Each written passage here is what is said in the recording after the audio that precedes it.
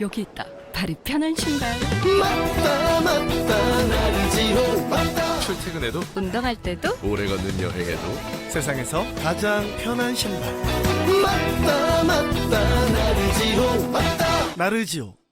개묘년 새해가 밝았습니다. 라디오 서울은 당신의 새해 시작을 응원합니다. 새해 복 많이 받으세요. 강혜신의 오늘의 미국.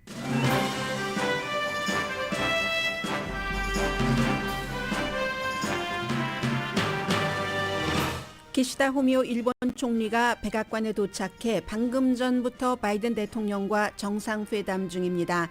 일본 총리들은 국내에서 인기가 없을 때 미국 대통령과 친밀함을 보여줌으로써 유권자의 지지를 끌어올립니다. 이번 방문에서는 일본의 평화 헌법 한계를 깨는 계획도 홍보할 예정입니다. 바이든 대통령은 기밀 문서 사건으로 최악의 정치 비상사태를 겪고 있습니다. 미국은 국가적으로는 특별검사가 현 대통령과 전 대통령을 동시에 수사하는 이상한 순간입니다. 현 대통령을 수사하는 특별검사는 트럼프 전 대통령이 임명했던 메릴랜드 검사로 한인 로버트 허, 현재는 변호사입니다.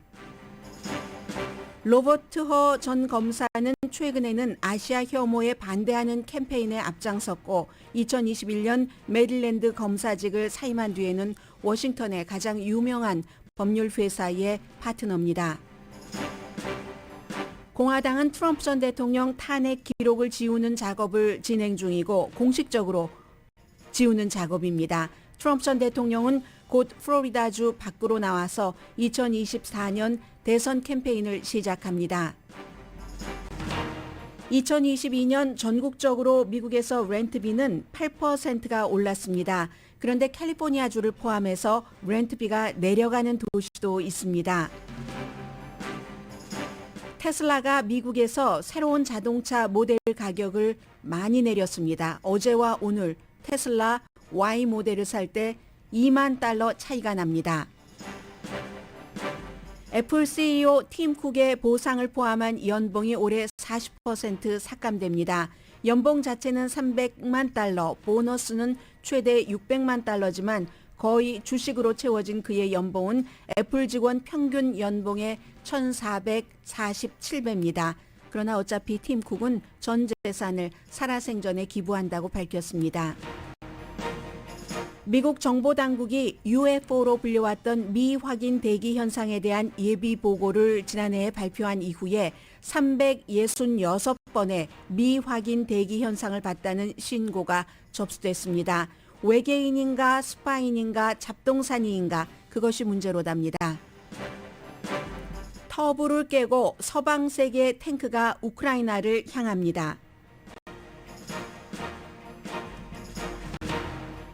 여러분 안녕하십니까? 오늘의 미국 강혜신입니다. 방금 전에 이제 한인회에서는 한국 태극기가 개양됐겠네요. 오늘이 이제 하와이로 인천 제물포에서 처음으로 이제 미국으로 이주를 했었던 한인 이민 역사, 정말 순간 기록적인 그런 그 순간입니다. 얼마 전에 그 유정복 경기도 광역 시장을 인천 광역 시장을 통해서 제물포 또 인하대학교라는 게 인천과 하와이, 왜냐하면 하와이 사탕수수밭으로 왔기 때문에 이제 그런 것을 기념하기 위해서 인하대학교라고 이름을 지었다라는 얘기도 들으셨고요. 어쨌든 한인 이민 역사 120년이 되는 날이 1월 13일 오늘입니다. 그런데 백악관에서는 방금 전에 한 5분도 채 지나지 않았습니다. 제가 스튜디오에 들어와서 마이크를 켜기 직전까지 백악관에서 집무실에서 기시다 후미오 일본 총리와 바이든 대통령이 정상회담을 시작하기 전에 기자들에게 좀 브리핑을 하고 사진 찍는 시간 있죠. 일본을 융숭하게 대접했습니다. 그런 모습을 봤는데 이제 미국 대통령이 다른 나라 정상과 정상회담을 할 때 영어권이 아닌 그런 그 대통령이나 최고 지도자와 회담을 할 때는 미국 대통령이 조금 말을 하고 나서 그 나라 대통령이 그 나라 말로 얘기를 하면은 그러면 이제 그 텔레비전의 화면이 딱 바뀌어 버립니다. 그런데 오늘은 제가 이것을 이렇게 보면서 저의 그 뉴스 감각으로는 미국에서 지금 일본을 배려를 하고 있는 것이구나. 기시다 후미오 일본 총리의 인기가 무척 일본에서 나쁘기 때문에 지금 뭐 장관도 뭐 취임한 지 1년 됐는데 4명이 사임을 했고 여러 가지 일들이 있잖아요. 그래서 일본 사람들에게 이걸 보여주기 위해서 기시다 후미오 일본 총리가 일본말로 하는 것을 영어로 통역하는 것뿐만이 아니라 미국의 바이든 대통령이 이제 호스트 국가의 지도자니까 먼저 얘기를 하죠. 얘기를 하는 그 영어도 구태여 미국 텔레비전인데 미국 텔레비전을 통해서 미국만을 의식했다면 그걸 일본어로 번역을 할 필요가 없습니다. 그런데 이런 건 이제 중요한 거죠. 이제 뭐 한국과도 이런 중요한 일이 있는 적이 있습니다만 북한 핵 관련해서 일본어로도 그대로 전체적으로 바이든 대통령의 말을 중계를 했고 통역을 했고 기시다 후미오의 일본말도 영어로 통역을 했습니다. 그게 이제 일본 사람들 봐라. 기시다 후미오 일본 총리도 미국 대통령이 원하는 것을 아베 신조 전 총리와 마찬가지로 많이 해주고 있고 아시아에서 가장 강한 동맹국이기도 하고 지금 시대 정신이 미국으로서는 그걸 원하기도 하고 하니까 미국을 위해서 뭘 해줄 때 기시다 후미오라는 일본 총리를 위해서 미국도 뭔가를 해주는구나 하는 것을 제가 분명히 볼 수 있는 그런 일단의 그 약식 기자회견은 아니고 기자들에게 보여주는 자리고 지금 이제 본격적으로 회담에 들어갔으니까 회담이 끝나고 나면 또 대접을 해주겠죠. 일어서서 연단해서 바이든 대통령과 나란히 기시다 후미오 총리가 세계를 향해서 그리고 특히 일본 국내 유권자들을 향해서 여러 가지 얘기를 할 겁니다. 그 내용은 제가 다음 섹션에 보도를 해드리겠고요. 먼저 바이든 대통령이 기밀 문서가 본인이 부통령이었었을 때 봤었던 것을 부통령이 끝나고 백악관에서 나오면서 제대로 처리하지 못했던 그 부분에 대한 초기 데미지 컨트롤은 실패했습니다. 그래서 이제 처음에 본인이 개인 사무실로 쓰고 있던 곳에서 그리고 델라웨어의 집 차고에 60년대의 그 스포츠카 옆에서 발견됐었던 이것 기자들이 물어보니까 아니 그게 뭐 길바닥에서 보여진 것도 아니고 어쨌든 잠겨진 그라지가 아닌가 이렇게 대응한 것 자체도 실패였다고 보여지고요. 그래서 결국은 특별검사를 임명을 했는데 연방 법무장관이 바이든의 법무장관이지만 오해받기 싫으니까 그런데 어제 제가 이 시간에 특별검사를 임명을 했는데 그 특별검사는 트럼프 전 대통령에 의해서 검사로 연방 검사로 임명됐던 사람입니다. 까지만 말씀을 드렸습니다. 그때는 이름을 자세히 보질 못했습니다. 방송 끝나고 나가서 보니까 로버트 허 그런데 이분도 굉장히 그 정체성 같은 것을 생각하는 분인 것 같습니다. 그래서 로버트 경허라고 하거나 아니면 K 그 미들 네임을 꼭 붙입니다. 그리고 이제 이분의 이력은 잠시 뒤에 말씀드리겠습니다만은 로버트 허라는 트럼프 전 대통령 시절에 법무부에서도 일했었고 또 이제 그 메릴랜드의 검사로서도 일했고 그 뒤에는 워싱턴에 이름만 대면 누구나 다 아는 유명한 법률 회사의 파트너로 일하다가 메리 갈란드 법무장관에 의해서 바이든 대통령의 이 기밀 문서 사건을 조사하라는 특별검사로 이제 일을 하기 시작을 했습니다. 미국은 굉장히 슬픈 날입니다. 어제가. 오늘도 그렇지만 현 대통령에 대한 특별검사가 임명이 됐죠. 그리고 트럼프 전 대통령에 대한 특별검사가 임명된 게 불과 몇 개월 전입니다. 역시 같은 이슈로 대통령 시절에 봤었던 그러한 그 문건을 수십 박스를 가지고 본인의 개인 집으로 윌링리 기꺼이 갔었던 그 사건에 대해서 11월 18일에 잭 스미스라는 그때도 여러분들께 보도를 해드렸습니다. 지금은 그 직전까지는 헤이그 재판소에서 이제 전범 문제를 다뤘던 그리고 역시 이분도 트럼프 전 대통령에 의해서 테네시의 검사로서 연방 검사로서 일을 했었습니다. 이 잭 스미스는 무당파였지만 그러나 이번에 그 로버트 허 특별검사는 공화당으로 메릴랜드주에서 공화당으로 등록돼 있고요. 메릴랜드의 레리 호건 그 한국의 사위라는 주지사와는 아주 가깝습니다. 왜냐하면 아시아에 대한 폭행 사건 이제 트럼프의 뭐 중국 바이러스 이런 문제 이후에 한국 분들도 무척 피해를 입으셨잖아요. 이분이 그때 아시아 혐오를 없애는데 막는데 굉장히 앞장서서 일을 했습니다. 레리 호건 주지사와 저도 저희 부모님이 걱정됩니다 하시면서요. 이분은 이제 뉴저지 그쪽에서 태어났는데 엄마는 그 당시에 이제 그 사무실 매니저였고 아버지는 마취과 의사였습니다. 그래서 이제 이 사람이 일단 왜 바이든 대통령이 그 같은 기밀 문서를 하나는 10건 개인 사무실에 있었고 나머지는 좀 작다고 하는데 기밀도 있고 기밀이 아닌 것도 있고 또 다른 집에서는 아무것도 발견되지 않았다고 하는데 이것이 과연 실수였는가? 부통령의 짐은 누가 쌌는가? 그리고 이게 이제 개인 집에 있었기 때문에 개인 집을 또 유난히 많이 가서 일했던 사람이 바이든 대통령입니다. 그 개인 집에 누가 드나들었는가? 이 공화당에서는 지금 드나들었던 인물들을 다 적어내라 이렇게 얘기를 하고 있고요. 그 모든 것들을 조사하는 로버트 경허 특별검사는 49살입니다. 이 직업의 함정을 아주 잘 알고 있는 사람이죠. 트럼프 전 대통령에 의해서 이제 메릴랜드의 검사로 지명이 되기도 했지만 그 당시에 만장일치로 공화당 민주당 할 것 없이 그를 승인을 그랬는데 막상 법무부에서 일할 때는 트럼프 전 대통령으로부터 또 많은 팍스를 포함한 보수 커멘테이터로부터 굉장히 비난받았던 사람이 로버트 허 특별검사이기도 합니다. 왜냐하면 당시에 이제 로버트 뮬러 특별검사를 이제 트럼프의 법무부의 장관이 없는 로드 로젠스타인이 부장관으로서 이제 제프 세션스 이후에 그 일을 하면서 압박이 많으니까 로버트 뮬러라는 특별검사를 임명을 해서 트럼프와 러시아와의 관계 여러 가지를 수사하게 했잖아요. 그때 로젠스타인의 탑 보좌관으로 날마다 일을 할 때 트럼프 전 대통령과 보수 커멘테이터들로부터의 압박이 너무 심해서 로젠스타인도 너무 힘들었는데 로젠스타인의 얘기입니다. 회상입니다. 그 당시에도 로버트 허는 유머 감각을 잃지 않고 엄청 열심히 일을 하더라. 그러니까 이런 잡이 얼마나 어려운 것이다 하는 것을 아는 사람이라는 거고요. 학부는 하버드를 졸업을 했습니다. 스탠포드 법대를 졸업을 했고 또 특이한 것은 킹스 칼리지에서 철학을 공부했습니다. 법대 나오고 나서는 윌리엄 랭캐스트 굉장히 보수적인 대법관에 서기를 했고 메릴랜드 검사 시절에는 폭력적인 것 그리고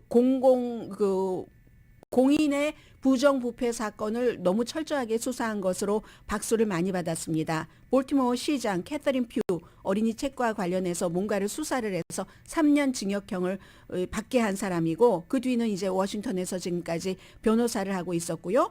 국가안보라든가 마약이라든가 사이버 범죄 이런 일들 많이 했고 개인적으로는 팬데믹 기간 동안에 워싱턴 DC 그 지역에서 페이스 투 페이스 재판을 제일 먼저 시작을 했었던 사람이 이 사람이고요. 지칠 때까지 일하는 것으로 유명하답니다. 밤을 새는 게 부지기수고 아무튼 그런데 메릴랜드의 레리 호건 주지사는 아시안 증오 범죄를 막기 위한 무언가를 본인이 주지사가 만들어서 일했을 때 바로 이 로버트 허 검사가 가장 열심히 일해줬던 사람이라고 레리 호건 주지사도 와이프가 한국 사람이니까 이제 이런 문제에 신경을 썼겠죠. 아무튼 그렇습니다. 그래서 바이든 대통령이 지금 거의 수렁에 빠진 것과 마찬가지인 이 일을 로버트 허 한인 검사가 특별검사로서 수사를 하게 되는데 11월 2일에 첫 번째 10가지의 묶음이 발견됐고 그래서 바로 11월 3일에 국립기록보관소로 연결을 해서 그것을 가져가게 했고 4일에 법무부의 국립기록보관소가 절차상으로 그렇게 해야 되니까 알렸고 닷새 뒤인 11월 9일부터 연방수사국이 리뷰하기 시작했습니다. 그리고 나서 이제 쭉 12월 20일에 이 메릴랜드 집에서 또 이게 두 번째 묶음이 있다고 발견을 해서 왜냐하면 처음에 개인 사무실에서 나오고 나서 바이든 팀이 조사를 했다는 거예요. 그리고는 이제 절차대로 알려서 지금까지 이렇게 하고 있는데 이미 바이든 대통령의 부통령 당시에 짐을 꾸린 사람이 누구인지 이런 사람들과 인터뷰는 시작을 했습니다. 연방 법무부에서 메릭 갈란드 법무장관이 우리 법무부에서 충분히 핸들할 수 있지만 공정하게, 그러나 국민에게 더 공정하다는 것을 보여주기 위해서 특별검사를, 그것도 두 사람 다 하잖아요. 트럼프 전 대통령의 것을 조사하는 사람도 트럼프가 검사로 하는 사람, 만든 사람, 그리고 바이든의 특별검사도 트럼프가 검사로 만든 사람을 이렇게 해서 조사를 한다 하는 것을 밝혔고, 로버트 허 검사는 공정하게 일할 겁니다. 두려움이나 편견 없이 감정에 치우치지 않고 판단하겠습니다. 사실에만 기초해서 신속하고 철저하게 나의 믿음, 그 사실에 근거한 믿음에 따라서 판단하겠습니다. 라고 얘기를 했습니다. 공화당에서는 특별검사 가지고 안 된다. 이제 다수당이 됐잖아요. 하원에서. 우리 의회에서 조사하는 것이 더 많다. 조사할 수 있는 게. 이건 국가안보 위협이다. 라고 얘기를 했고, 케빈 맥카티 하원 의장은 그제에 이어 어제 오늘도 여전히 그 바이든 대통령을 강력하게 비난하고 있습니다. 그래서 지금 바이든 그 대통령과 트럼프 전 대통령이 동시에 특별검사의 조사를 같은 이슈로 받으면서 연방 법무부와 연방 수사국은 참 그 불편한 위치에 있는 게 사실이고요. 특별검사가 수사 결과를 어떻게 내놓더라도 지금 트럼프 전 대통령에 대한 수사가 먼저 진행됐잖아요. 그런데 사실은 특별검사를 트럼프 전 대통령에 대해서 잭 스미스를 임명을 할 때 이미 메릭 갈란드 법무장관은 바이든 대통령의 집에서까지는 모르겠어요. 날짜상 사무실에서 이러한 기밀 문서가 발견됐다는 것을 알았던 그런 시점입니다. 그래서 트럼프에 대한 특별검사의 조사 결과, 바이든에 대한 특별검사의 조사 결과가 어떤 식으로 나오든지 이 특별검사는 권고를 하는 사람이고, 이 두 사람을 뭔가 법을 위반했다고 기소할지 기소하지 않을지의 최종적인 결정은 여전히 메릭 갈란드 법무장관에 있습니다. 아무튼 바이든 대통령은 초기 데미지 컨트롤은 실패했고, 아무리 트럼프 전 대통령과 바이든 대통령의 기밀 문서 발견된 것이 양적으로나 내용으로나 트럼프 전 대통령 것은 핵이 포함되어 있다고 하니까요. 핵 정보가. 그리고 안 주려고 하다가 억지로 내놓은 것과 기꺼이 신고해서 가져가게 한 것에 차이점이 있다고 할지라도 대부분의 미국 사람들은 결론은 뭐 똑같은 것 아니야? 트럼프 그렇게 욕하더니 바이든도 똑같이 했네. 지금 현재로서는 이런 상태에서 바이든 대통령도 사실 지금 시점이 2024년도 선거에 출마하겠습니다라는 것을 발표할 가능성이 아주 높았던 시점에 이 같은 정치적으로는 가장 어려운 시기를 맞은 거고요. 트럼프 전 대통령은 공화당에서 지금 너무 많이 도와주고 있습니다. 케빈 맥카티 하원 의장이 공화당 의원 한 30명들이 트럼프 전 대통령 첫 번째 하원에서 탄핵됐죠. 민주당이 다수당일 때. 두 번째도 탄핵됐죠. 첫 번째 탄핵 사유는 당시에 막 선거 처리고 했는데 우크라이나, 지금의 젤렌스키 대통령입니다. 젤렌스키 대통령에게 이미 의회에서 승인한 우크라이나에 대한 군사 지원이었는데, 그때도 그 러시아가 계속 들먹들먹 잡아먹으려고 보고 있었으니까 우크라이나를, 미국은 그 당시에도 우크라이나가 러시아에 잡아먹히는 것을 원치 않았으니까 의회에서 군사 원조를 하려고 딱 그 지원해 놓은 이 돈을 트럼프 전 대통령이 주지 않으면서 바이든 자신의 그 정치적인 라이벌, 또 그의 아들에 대한 수사를 하면 줄게, 이런 일이 뭐 녹음 테이프에서 나오고 해서 첫 번째 탄핵이 됐고, 두 번째는 의사당 폭동 사건 이후에 탄핵이 됐습니다. 그런데 공화당의 30명의 의원들이 이거 다 그냥 없던 일로 해야지 되겠어 하는 일을 지금 결의안을 만들려고 하고 있고요. 케빈 맥카티도 뭐 그렇게 하는 것을 고려를 해보겠다라고 했습니다. 그리고 오늘 뉴욕 검찰에 의해서 트럼프 전 대통령은 본인이 15년 동안 뭐 세금 사기 이런 혐의에 대해서 유죄가 나오고 했기 때문에 그 분야의 유죄로서는 최고의 벌금인 160만 달러를 내라는 이제 그런 그 명령을 받았습니다. 여기에 대해서 당연히 트럼프 전 대통령이 항소를 하겠죠. 그리고 트럼프 전 대통령은 지금 오늘이 며칠입니까? 오늘이 왜 달력을 여기다 꼽아놔야 되는데 달력을 뺐습니까? 1월 13일인데 이달 말에 처음에 이제 그 예비선거에서 선거를 치르기 시작하는 주부터 다니면서 2024년도 이제 그 선거 캠페인을 시작을 한답니다. 지금으로서는 트럼프가 바이든보다 유리한 위치입니다.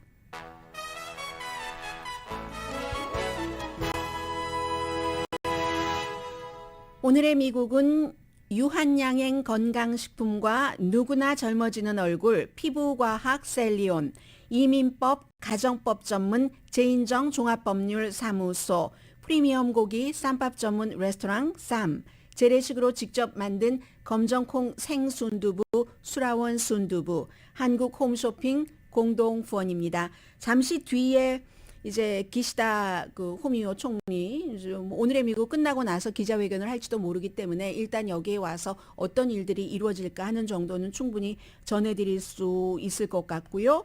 그리고 시간이 되면 다른 또 중요한 뉴스 함께 묶어서 보도해드립니다.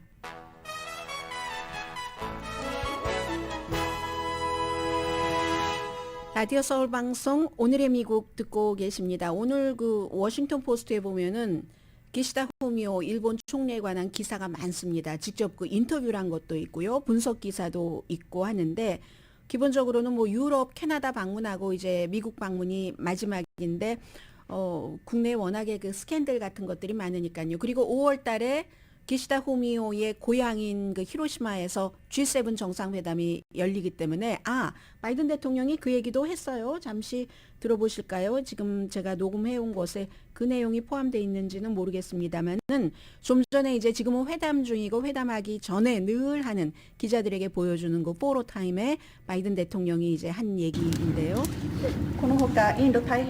이것은 이제 바이든 대통령이 한 얘기를 통역을 한 거고요. including at the G7 summit in Japan and the APEC in San Francisco later this year.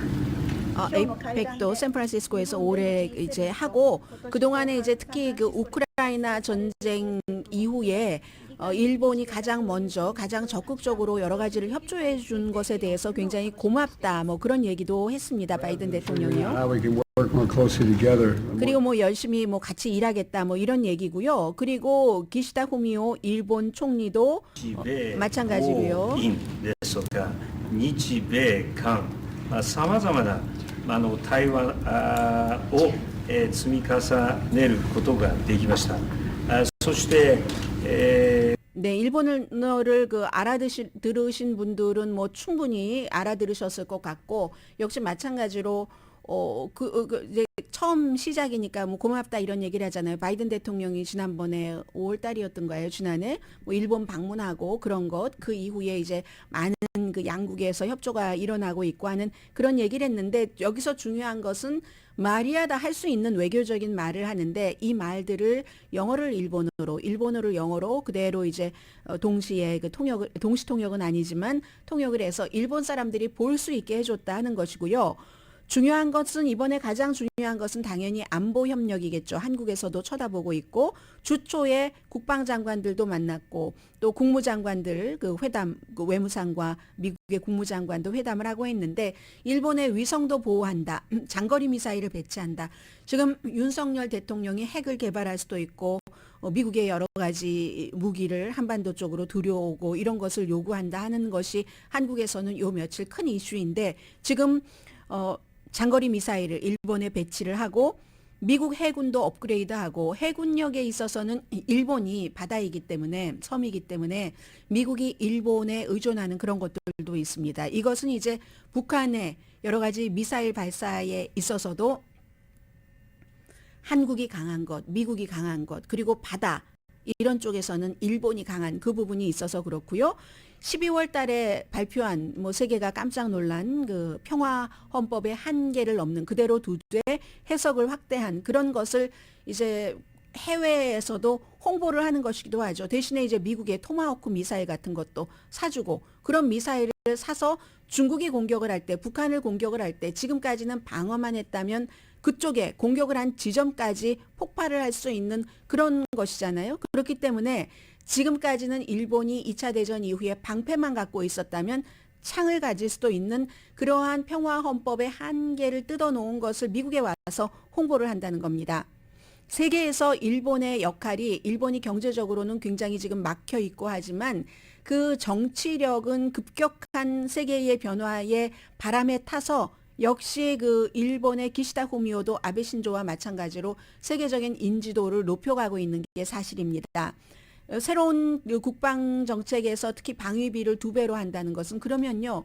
미국과 중국 다음에 세계에서 3번째가 됩니다. 한국도 조금 더 뒤에 있거든요. 해서 아베를 쫓아서 그대로 가는 거죠. 중국이나 북한으로부터 위협이 있을 때 뭐 일본이 방어뿐만이 아니라 공격을 할 수 있는. 그래서 워싱턴 포스트와 기시다 후미오 총리가 인터뷰를 하면서 뭐라고 얘기를 했냐면요. 그것도 이제 그 워싱턴 포스트와의 아주 그 워싱턴 포스트에서 뭐 국제 관계를 잘 아는 그런 사람과 인터뷰를 하면서 독일 예를 들고 우크라이나 예를 들었는데 독일에 있어서 우크라이나는 터닝 포인트다. 뭐 영어로 말하면 터닝 포인트고 사인튼밴더다. 그래서 일본에도 사인튼밴더. 뭐 일본과 독일하면은 전쟁적으로 흐름이 같은 그런 부분이 있잖아요. 그래서 독일도 그렇게 하지 못했는데 독일이 이 사인튼밴더가 된 것처럼 일본도 전환점, 터닝 포인트가 될 수밖에 없다. 뭐 중국으로부터 공격을 받을 수도 있으니까 무장을 해야지 된다. 오늘의 우크라이나가 내일의 아시아가 될 수 있다. 이렇게 얘기하는 게 일본의 지금 시각입니다. 일본의 우파 정권의 시각입니다.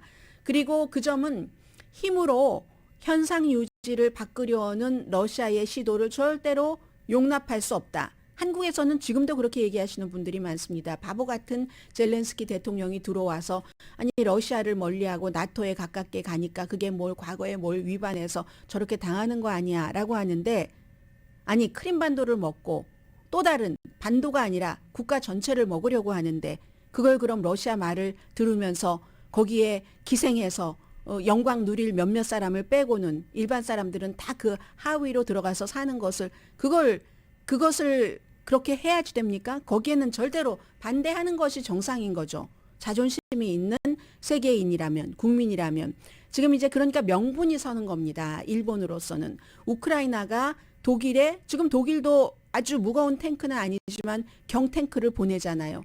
프랑스와 마찬가지로 미국과 마찬가지로 미국은 우크라이나군을 오클라호마까지 오게 해서 패트리어트 미사일 훈련까지 시켜주고 여기에 이 기류에 타는 겁니다. 기시다 후미오가 힘으로 현상 유지를 일반적으로 바꾸려는 시도는 절대로 용납할 수 없다.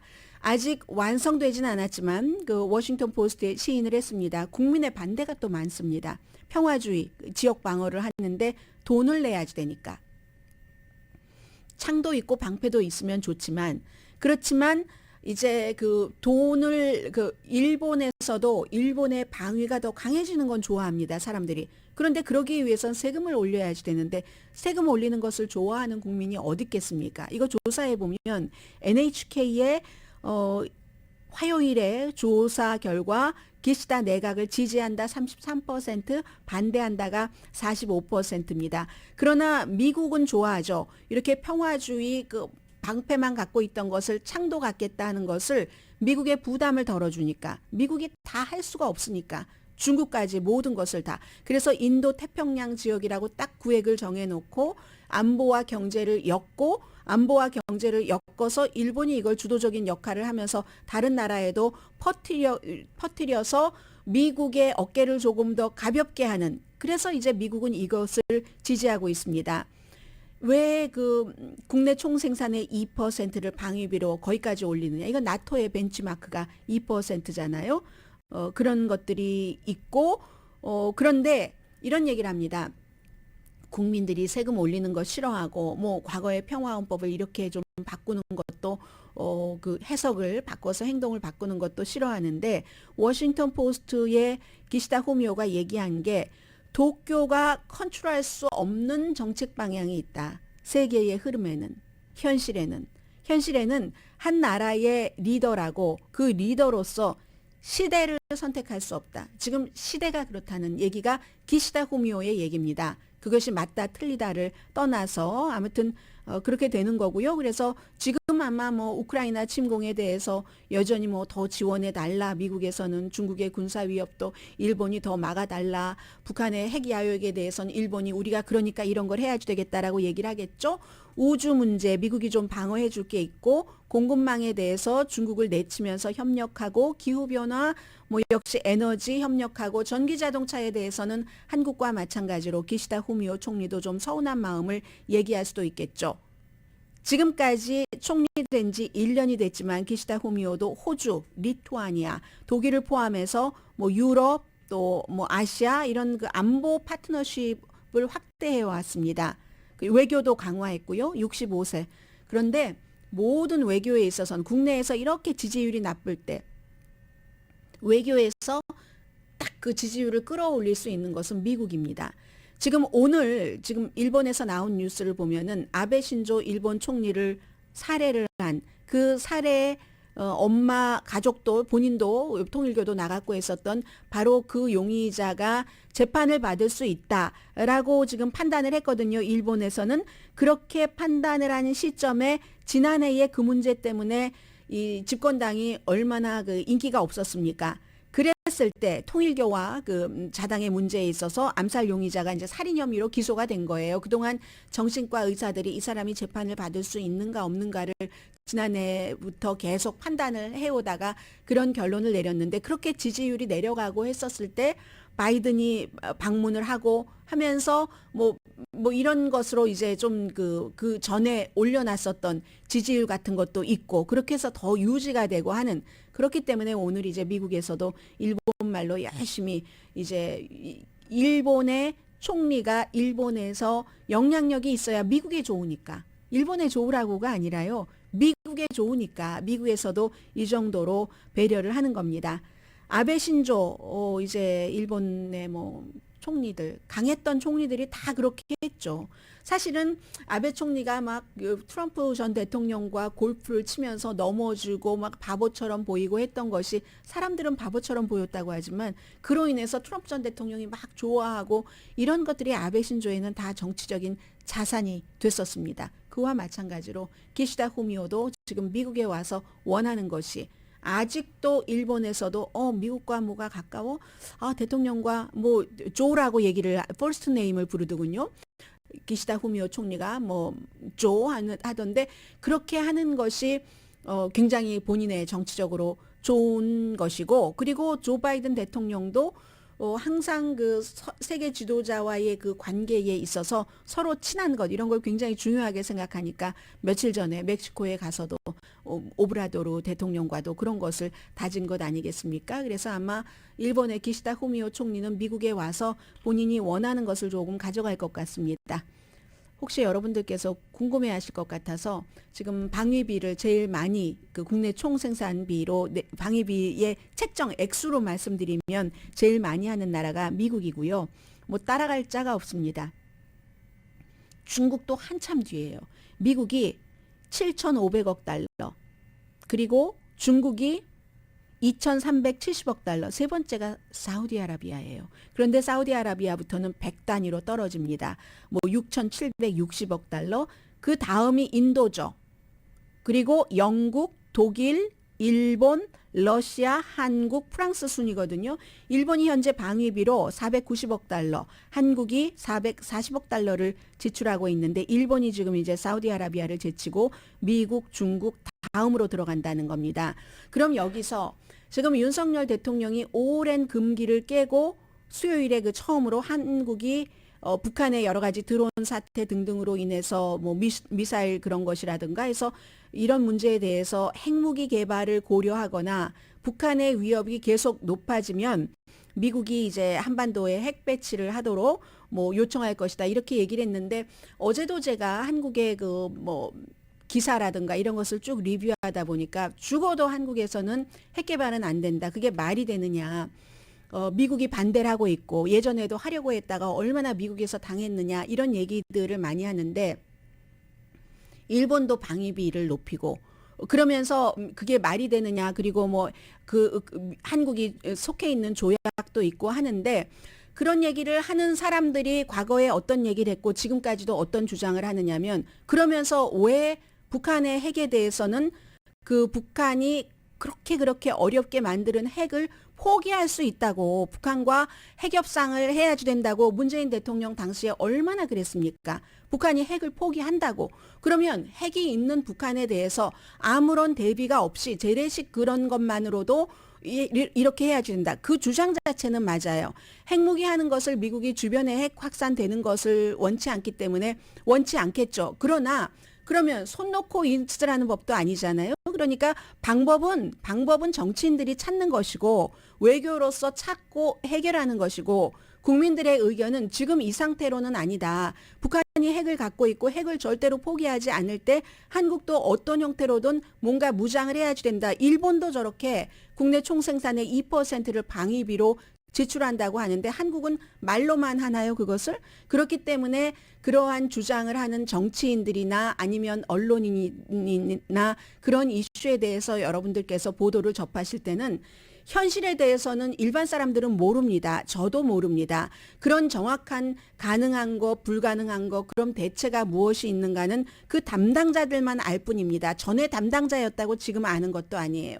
내가 전에 담당자였다고 막 방송하고 글 쓰고 하시는 분들도 많은데 그것은 현재의 일을 하고 있는 사람만 아는 겁니다. 다만 말을 하는 것을 들어볼 때 그 사람이 본인의 의도를 가지고 정치적인 당파성을 가지고 이렇게 해야지 된다는 것으로 모든 것을 몰고 가느냐 그렇지 않느냐 이것만 보면 됩니다. 그런데 오늘 분명히 일본은 미국에 와서 일본이 여러 가지 방위비도 늘리고 방패에서 이제 창까지 갖게 하고 가지려고 하는 것을 세계에 홍보하고 있다는 이 사실은 분명한 거죠.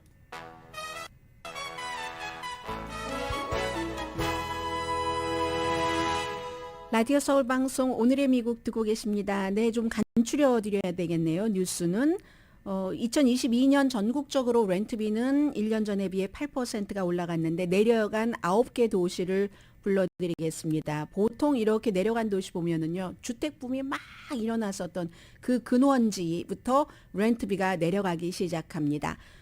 보시면요, 이게 뭐 realtor.com 데이터 그리고 소비자 가격 인덱스 데이터를 다 총괄해서 한 건데 제일 많이 내려간 것이 리버사이드 5.5% 지난 1년 사이에 2021년 11월부터 2022년 11월까지 내려가서 평균 렌트비가 2,071달러. 그 다음이 라스베가스 4.9% 싸졌고요. 세크라멘토 4.8%.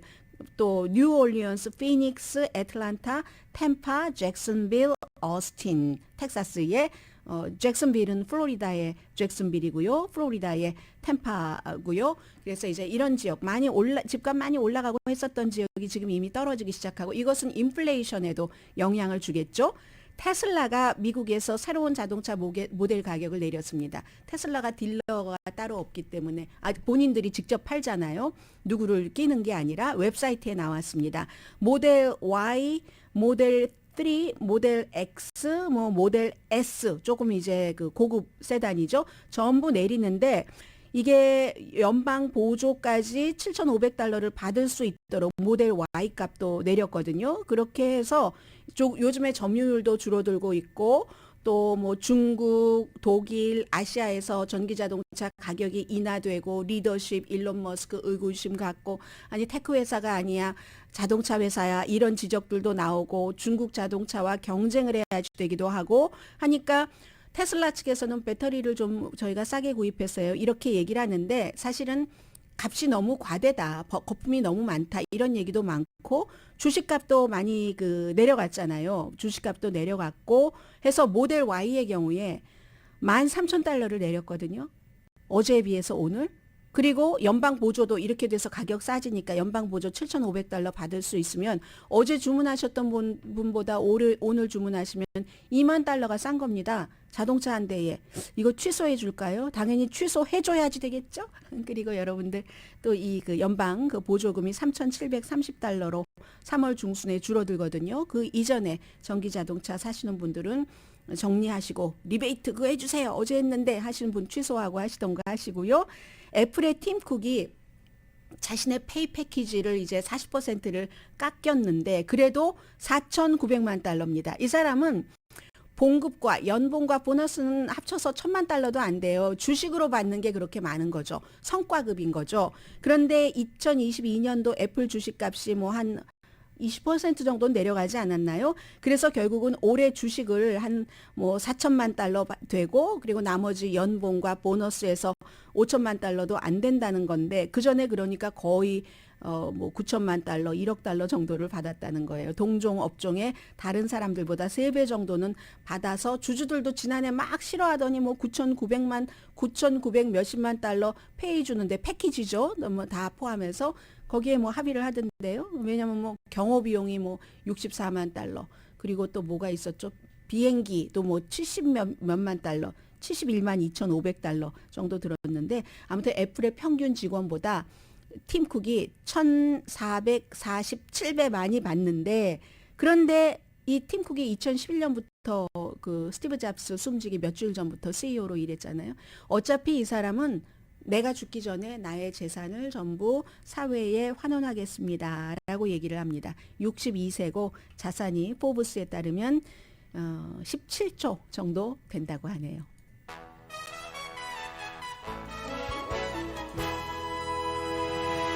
라디오 서울 방송 오늘의 미국 듣고 계십니다. 우리가 예전에는 그 미확인 뭐 비행 물체 UFO라고 불렀었는데 지난해에 미국 그 관계 당국에서 예비 보고서를 얘기하면서 미확인 대기 현상 조금 더 위험함을 줄이는 것 같은 그런 느낌이잖아요. 그렇게 3월 달에 발표하면서 그렇게 이름을 바꿔 불렀는데 그 이후에 예비 보고서가 나온 이후에 336건 내가 그런 걸 봤다. 미확인 대기에서 막 이상한 것을 봤다 하는 신고가 나왔습니다. 그 전에는 이 예비 보고서가 나오기 이전 17년 동안에는 전체적으로 144건만 신고가 됐거든요. 그런데 이게 왜 그러냐면 기본적으로는 미확인 물체를 일반인들도 이렇게 어디 가다가 볼 수도 있지만 뭐 라스베가스 인근 어디서도 있고 했죠. 그럴 수도 있지만 비행사라든가 민간 항공기라든가 아니면 뭐 조종사 뭐 공군 조종사 이런 사람들이 많이 보는데 그랬다 봤다 하면은 정신 이상으로 취급받아서 일을 하는데 제대로 할 수가 없고 그런 대우를 받을 수가 없기 때문에 보고를 안 한 경우가 많다 이런 얘기가 많이 있었는데 어쨌든 366건 가운데서 26건은 드론, 163건은 풍선이나 풍선 같은 것 6건은 새처럼 뭐 생긴 것이나 뭐 플라스틱 백이나 아무튼 잡동산이었다는 건데 171건은 정의하기 어려운 현상이라는 겁니다. 이게 바로 뭐 속도도 확 바꾼다던가 막 거대한 힘으로 이상한 능력이 있다는 이런 것. 그렇지만 국방부와 정보국은 외계에서 왔다는 증거는 없다라고 얘기를 했고요. 모든 걸 다 발표하지 않았을 가능성이 있죠. 지금 조사 중이니까. 과학적으로 뭔가를 해야지 되니까. 그래서 이제 외계 물체, 뭐 외계에서 왔을 수도 있는 물체라든가 이런 이상한 대기 현상에 대해서는 꼭 미국도 이런 능력이 많지만 다른 나라와 다 정보를 공유하는 게 지식을 공유하고 과학적으로 느낌상으로 뭐 내가 어디에 붙잡혀 갔다가 어떤 생활을 하고 오고 뭐 이런 거 말고 과학적으로 얘기를 해야지 되는데 국방 승인 법안이라는 게 있어서 국방부와 정보국은 2024년이 되면은 역사적인 것을 이제 다 그 기록을 해야지 된답니다. 1945년 그때는 이제 비행물체라고 불렀던 UFO라고 그 비행물체라고 불렀던 그 시기부터 지금 미확인 뭐 공중 현상 내지는 대기 현상 이런 것까지를 다 해야지 되는데 한마디로 이게 외계인인가? 스파이인가? 잡동사니인가? 아니면 자연의 이상한 기후 변화로 인한 무슨 기후에 인간이 풀어내지 못한 현상인가? 이런 여러 가지를 지금 생각하고 있고요. 우크라이나에는 앞서 잠시 말씀드렸습니다만 여러 종류의 이름이 다른 서로 이런 이제 아주 무겁지는 않은 뭐 탱크라고 이름 붙이기도 뭐한 그런 것 어떤 국가에선 탱크라고 이름 붙일 수도 있는 그러나 무거운 탱크 같은 것은 보내지 않고 있는데 이게 굉장히 지금 달라진 것이고요. 지금 솔레다드라는 그 소금 광산이 있는 지역이랍니다. 돈바스 그 동부 지역에 여기에 사람들이 전투가 벌어지고 있는데 사람들이 대피를 못해서 59명이 갇혔는데 그 가운데 15명 어린이들이 있고, 러시아는 우리가 다 접수했어 하는데 우크라이나는 아직 아니라고 하고, 우크라이나를 침공한 러시아와 우크라이나 사이에는 딱 3가지 시나리오밖에 없습니다. 넘버 1, 러시아가 이기거나 쉽게 그럴 리가 별로 없어 보인다고 생각을 하고, 넘버 2는 전문가들이요. 넘버 2는 교착 상태가 오래된다. 바이든 대통령이 승리할 때까지 2024년. 그러면 푸틴에게 좋으니까. 넘버 3, 우크라이나가 승리 지점까지 간다. 심지어 크림반도까지 탈환. 이렇게 될 경우는 러시아가 핵무기를 쓴다고 위협하는 이런 순간이 될 수도 있고요. 지금 아무튼 그런 3가지 시나리오에서 서방이 무기를 점점 더 주는 건 사실이고요. 오늘의 미국은 신용의 상징 유한양행 건강식품과 누구나 젊어지는 얼굴 피부과학 셀리온, 이민법 가정법 전문 제인정 종합법률사무소, 프리미엄 고기 쌈밥 전문 레스토랑 쌈, 재래식으로 직접 만든 검정콩 생순두부, 수라원 순두부, 한국 홈쇼핑 공동폰이었습니다. 10시에 좋은 아침 좋은 하루 방송됩니다. 하루 이틀인가 전에 골든글로브에 엄마랑 먼저 갔는데, 엄마가 사람에게 엘비스 프레슬리의 유일한 딸이 숨졌다 하고 54살밖에 안 됐는데 심장마비로 세상에 알려야지 되잖아요. 강혜신이었습니다.